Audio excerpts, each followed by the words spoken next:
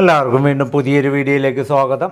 ഇന്നത്തെ video UPS sine wave mode എന്ന ഇൻവെർട്ടറിൽ ഉപയോഗിക്കുന്ന ഔട്ട്പുട്ട് ട്രാൻസ്ഫോമർ എങ്ങനെയാണ് അത് നിർമ്മിക്കുന്നത്, അതിൻ്റെ ഫുൾ ഡാറ്റ ഷീറ്റോടുകൂടിയാണ് നമ്മൾ ഈ വീഡിയോ അവതരിപ്പിക്കുന്നത്. എല്ലാവരും അവസാനം വരെ കാണണമെന്ന് അഭ്യർത്ഥിക്കുന്നു. അപ്പോൾ നമ്മളിവിടെ വെച്ചിരിക്കുന്ന ട്രാൻസ്ഫോമർ 1 kVക്ക് വേണ്ടി വൈൻഡ് ചെയ്തിട്ടുള്ള ഒരു ട്രാൻസ്ഫോമറാണിത്. അപ്പോൾ ഈ ഒരു ട്രാൻസ്ഫോമർ 43 എന്ന കോറിലാണ് ചെയ്തിരിക്കുന്നത്. ഇതിൻ്റെ വിഡ്ത്ത് 2.5 ഇഞ്ചാണ്. അപ്പോൾ ഇതിൻ്റെ ബോബിൻ്റെ സൈസ് 2.5 ഇഞ്ച്, കോർ സൈസ് 43. അപ്പോൾ ഇതിൻ്റെ സൈസ് പറയുന്നത് 43-ൽ 2.5 ഇഞ്ചിൻ്റെ ട്രാൻസ്ഫോമർ. അപ്പോൾ ഈ 43-ൽ 2.5 ഇഞ്ച് നമ്മൾ സ്വാഭാവികമായിട്ട് ഉപയോഗിക്കുന്നത് 1250 VA ആണ്, 12 വോൾട്ടിൽ. അപ്പോൾ നമ്മളിവിടെ ചെയ്തിരിക്കുന്നത് 1 kVക്ക് വേണ്ടിയിട്ടുള്ള ഒരു ട്രാൻസ്ഫോമറാണ്. സാധാരണ UPS മോഡൊക്കെ ഉപയോഗിക്കുന്നത് 1 kV ആണ് നമ്മൾ സ്ഥിരം ചെയ്യുന്നത്.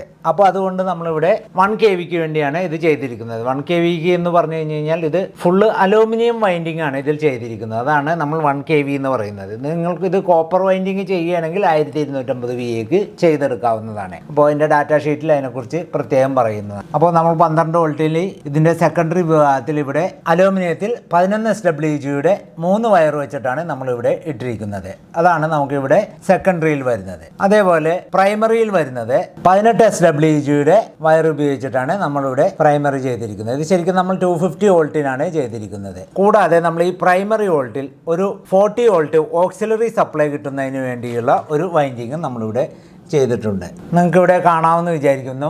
ഇതാണ് നമ്മൾ മെയിനായിട്ട് ഔട്ട്പുട്ട് കിട്ടുന്ന പ്രൈമറി സെക്ഷൻ. അപ്പോൾ അത് നമ്മളിവിടെ 18 SWGയുടെ വയറാണ് ഇട്ടിരിക്കുന്നത്. അതിൽ നിന്നും 2.5 സ്ക്വയർ mm വയർ ഇട്ടിട്ടാണ് ബോർഡിലോട്ട് കൊടുക്കുന്നത്. അടുത്തതായിട്ട് ഇവിടെ ഓക്സിലറി സപ്ലൈ കിട്ടുന്നതിന് വേണ്ടി നമ്മളിവിടെ വളരെ തിന്നായിട്ടുള്ള വയറാണ് ഉപയോഗിച്ചിരിക്കുന്നത്. അപ്പോൾ അത് വൈൻഡ് ചെയ്തിരിക്കുന്നത് 28 SWGയുടെ കോപ്പർ വയറിട്ടാണ് ആ ഒരു വൈൻഡിങ് ചെയ്തിരിക്കുന്നത്. അപ്പോൾ 28 SWG എന്ന് പറഞ്ഞാൽ വളരെ തിന്നായിട്ടുള്ള വയറാണ്. നമുക്ക് ഇതിൽ ഓക്സിലറി സപ്ലൈക്ക് പൾസ് കൊടുക്കുന്നതിന് വേണ്ടിയാണ് നമ്മൾ ഈ 40 വോൾട്ടിന് ഇതിൽ ചെയ്യുന്നത്. അതിൽ വളരെ തിന്നായിട്ടുള്ള വയർ മതി. സ്റ്റാർട്ടിങ് എൻഡിങ്ങും മാത്രമേ ഉള്ളൂ. അതേപോലെ പ്രൈമറിയും സ്റ്റാർട്ടിങ് എൻഡിങ്ങും മാത്രമേ ഉള്ളൂ. ഇനി ഞാനിവിടെ ഇത് ചെയ്തിരിക്കുന്നത് ഈ പ്രൈമറി സെക്ഷനിൽ, അതായത് നമുക്ക് ഔട്ട്പുട്ട് കിട്ടുന്ന സെക്ഷനിൽ തന്നെയാണ് ഓക്സിലറി സപ്ലൈയും നമ്മൾ വൈൻഡ് ചെയ്തിരിക്കുന്നത്. അപ്പോൾ നമ്മളിവിടെ ഫുള്ള് അലൂമിനിയം ആയതുകൊണ്ട് സെക്കൻഡറിയിൽ നിന്ന് വരുന്ന വയർ നല്ല നീളമുള്ള ഗേജ് ഇട്ടിട്ടാണ് ഇതിൽ കൊടുത്തിരിക്കുന്നത്. നിങ്ങൾക്ക് ഇവിടെ കാണാമെന്ന് വിചാരിക്കുന്ന 3 വയറാണ്. ബോർഡിലോട്ട് ഇത് ഡയറക്റ്റ് അപ്ലൈ ചെയ്യാവുന്നതാണ്. നമ്മളിവിടെ പ്രൈമറിയും ഓക്സിലറി സപ്ലൈയൊക്കെ ഇവിടെ നീളമുള്ള വയറിലോട്ടൊക്കെ കൊടുത്ത് സോൾഡർ ചെയ്ത് ടൈ വെച്ച് കെട്ടി നല്ല ഒതുക്കി വെച്ചിരിക്കുകയാണ്. അപ്പോൾ നമുക്കൊരു കാരണവശാലും ഇത് വലിഞ്ഞു പൊട്ടിപ്പോവുകയോ ഒന്നും ചെയ്യുന്നതല്ല. ഇനി നമുക്ക് ഇതിൻ്റെ ഡാറ്റ ഷീറ്റ് ഒന്ന് നോക്കാം. ഇപ്പോൾ നമ്മൾ ഈ ചെയ്ത ഇൻവെർട്ടറിൽ UPS മോഡും കൂടി ഉൾപ്പെടുത്തി ചെയ്തിട്ടുള്ള 12 വോൾട്ടിൻ്റെ 1 kV ഔട്ട്പുട്ട് ട്രാൻസ്ഫോമറാണ്. അപ്പോൾ നമ്മൾ ഇതിൻ്റെ വൈൻഡിങ് അലൂമിനിയം ആണ്. അപ്പോൾ കോർ നമ്പർ 43, സൈസ് 2.5 ഇഞ്ച്. പ്രൈമറിയിൽ 18 SWG വയർ ഉപയോഗിച്ചിട്ട് 375 ടേൺ ചുറ്റിക്കഴിഞ്ഞാൽ 250 വോൾട്ട് കിട്ടുന്നതാണ്. അതായത് നമ്മൾ 250 വോൾട്ട് വരെ ഇതിൽ അപ്ലൈ ചെയ്യാവുന്നതാണ്. ഇനി അതിൻ്റെ താഴെയുള്ള 230-ൽ ചെയ്താൽ നിങ്ങളുടെ അവിടെ കിട്ടുന്ന വോൾട്ടേജ് അനുസരിച്ച് 230-ൽ ചെയ്ത് കഴിഞ്ഞ് കഴിഞ്ഞാലും വിഷയങ്ങളൊന്നുമില്ല.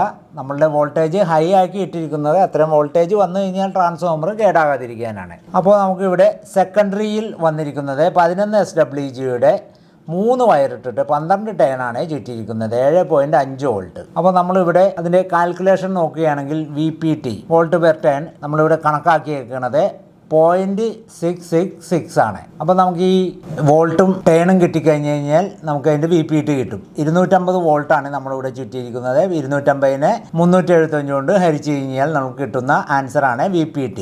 അതേപോലെ തന്നെ അതേപോലെ TPV 10 പെർ വോൾട്ട്. അതിനെ നമുക്കിവിടെ ടേണിനെ വോൾട്ട് കൊണ്ട് ഹരിച്ചു കഴിഞ്ഞാൽ കിട്ടുന്ന ആൻസറാണ് TPV.